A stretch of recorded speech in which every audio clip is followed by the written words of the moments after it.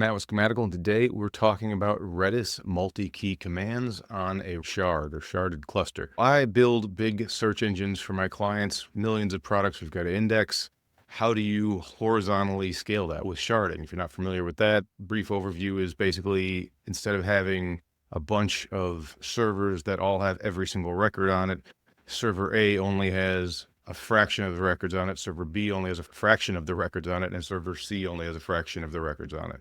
So that way you can scale out horizontally. The limitations are, how do you know which server they're on? That's by the shard key. Okay, in Redis, it's actually pretty simple because the primary key can be used hashed to just request it. The primary key is just the key. It's not like a number or something like that. So that's pretty easy.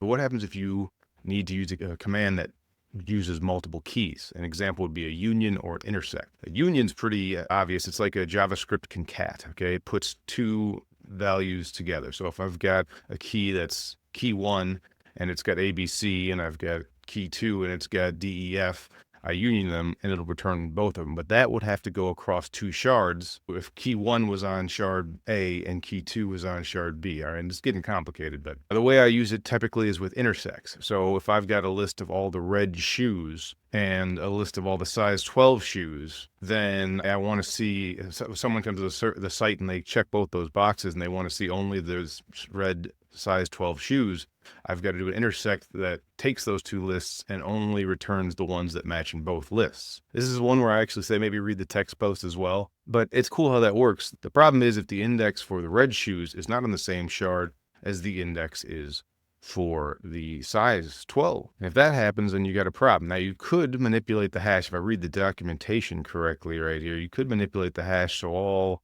the shoe-related info is on a single shard, but then you end up with other distribution problems. Say you have a company that has 9 million shoes and 1 million pants they sell, and you put all the shoes on one shard, all the pants on the other. The pants shard is not going to be doing a whole lot. When I was writing this, I laughed at that too. I'm very immature. All right, I'm going to wrap it up here for today, but yeah, something to think about. All right, how are you using clusters? And if you need a hand with this, is what I do for a living. I'd love to consult with you, so check out schematical.com.